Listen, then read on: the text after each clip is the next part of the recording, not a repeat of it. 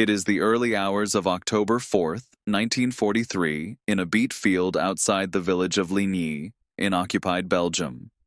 The air still carries the smell of cordite from the flak that lit the sky over Brussels an hour earlier. A farmer named Gustave, 61 years old, is woken by his dog before he hears anything himself. He pulls on his boots without lighting a lamp, because a lamp at this hour means the Germans, and steps out into a field of wet earth and broken stalks. What he finds there is not what he expects.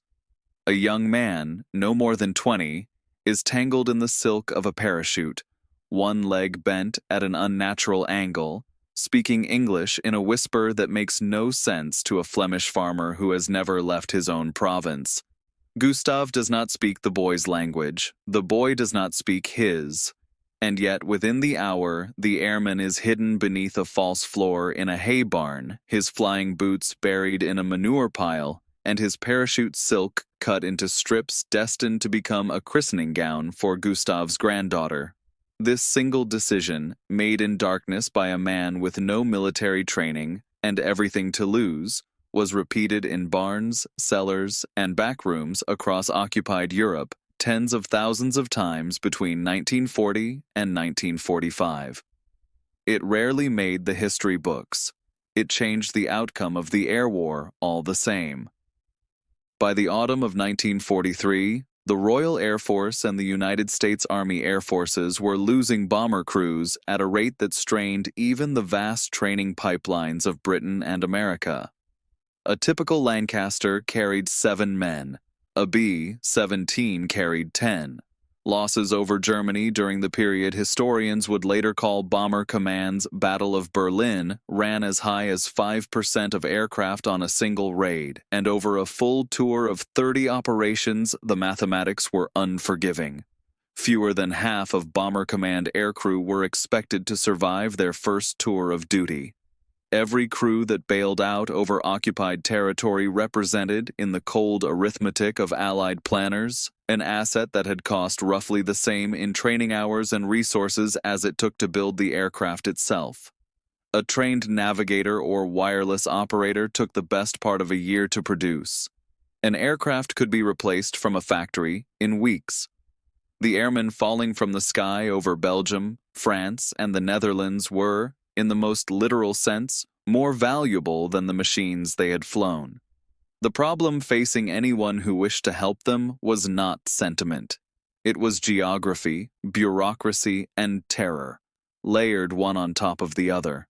An airman who survived a crash landed, on average, somewhere between 50 and 800 kilometers from neutral territory, depending on the target and the winds that night. Spain was neutral, but reachable only by crossing the Pyrenees on foot, through country patrolled by German border guards, and just as dangerously by Vichy French police eager to prove their loyalty to Berlin. Switzerland offered internment rather than freedom. The English Channel itself, the shortest route home, was the most heavily fortified strip of coastline in human history by 1943, studded with pillboxes, minefields, and searchlights. An airman in occupied territory had no papers, no ration card, and frequently no grasp of the local language beyond a few phrases printed on a silk escape map sewn into his flying jacket. He was, by definition, the single most conspicuous person in any village he entered. German policy made the stakes explicit. Posters distributed across occupied Belgium and France from 1940 onward warned that any civilian caught sheltering an Allied airman would face deportation or execution. And from 1942, the Gestapo began treating escape line involvement as a capital offense under the Nacht und Nebel, or Night and Fog, decree, under which suspects simply vanished into the concentration camp system without trial or record. No existing military or intelligence structure could solve this problem from London. It had to be solved, airman by airman, farmhouse by farmhouse, by civilians who had never worn a uniform. What emerged to meet this impossible challenge were the escape lines, and among the most effective was the network that became known as the Comet Line, or Comet. founded in the summer of 1941 by a 24-year-old Belgian nurse named André de Jong, known to those who worked with her simply as Dédé.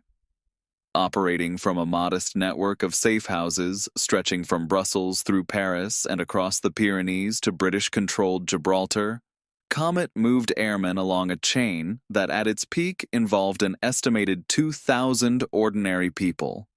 Farmers were the backbone of this system, not because they were recruited for any particular skill, but because farms offered what cities could not: isolation, outbuildings, a legitimate reason to be moving carts and livestock at odd hours, and food that did not require ration coupons to explain. A farm like Gustave's, with its barn, its dog trained to bark only at strangers, and its position on a back lane rarely patrolled, was in effect a piece of infrastructure as vital to the escape line as any wireless set.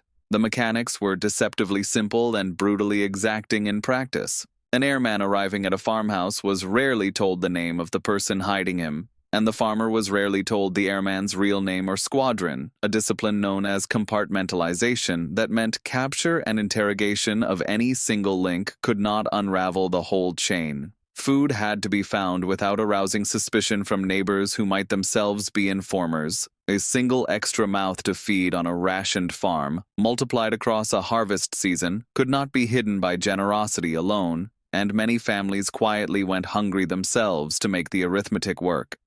Airmen were typically moved every few days, on foot, by bicycle, or hidden beneath produce in farm carts, along routes memorized rather than written down, because a written route was a route the Gestapo could follow. False identity papers, when available, were often produced by hand, and an airman might spend a week learning to answer to a French or Flemish name and mimic a rural accent well enough to pass a checkpoint glance.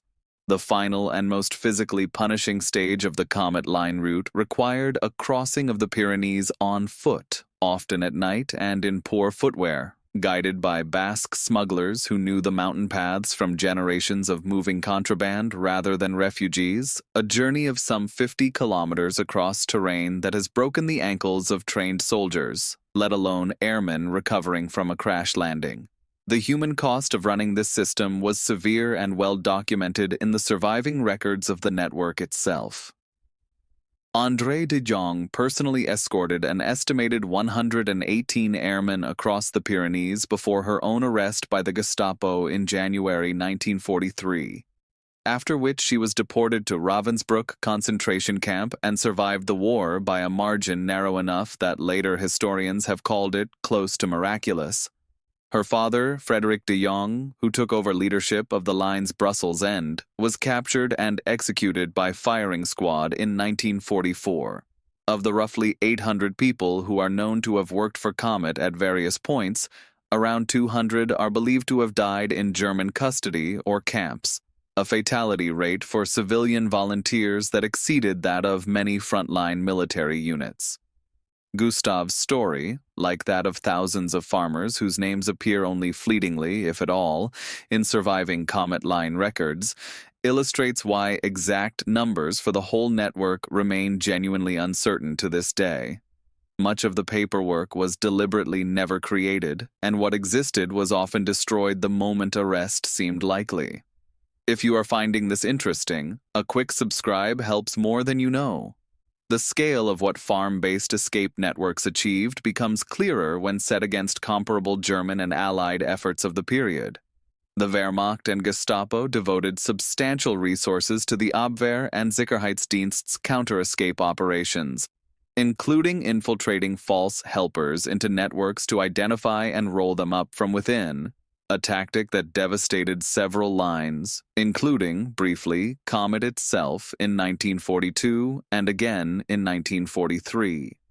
Yet unlike German efforts to run captured Allied agents as double agents through networks such as the England Spiel against Dutch resistance circuits, which succeeded in destroying much of Dutch SOE activity by feeding false information back to London, the farmer-based escape lines in Belgium and France proved comparatively resilient, precisely because their decentralized, compartmentalized structure meant that even a successful German infiltration typically compromised only a single cell rather than the entire chain. On the Allied side, comparable American organized escape assistance, most notably the later Comet adjacent networks supported by MI9. The British organization tasked with aiding escape and evasion never achieved the same density of civilian participation in rural France and Belgium as the indigenous networks did, largely because MI9's own agents lacked the deep local knowledge of terrain, informers, and trustworthy families that only people like Gustave, born and raised on the same patch of soil for 6 decades, could supply. Estimates compiled after the war by MI9 itself suggest that escape lines across occupied Europe, of which Comet was the most successful single network, returned somewhere in the region of 3,000 Allied airmen and soldiers to Britain, though the true figure, given the deliberately unrecorded nature of much of the work, is almost certainly higher and will likely never be established with precision. The material impact of these 3,000 or so returned airmen was significant, but arguably secondary to their psychological effect, both on Allied aircrew morale and on the German occupation apparatus. For a young bomber crew facing statistically poor odds of surviving a full tour, the knowledge that a functioning escape network existed, however fragile, offered a measure of hope that shaped decisions in the final desperate seconds before bailing out over hostile territory.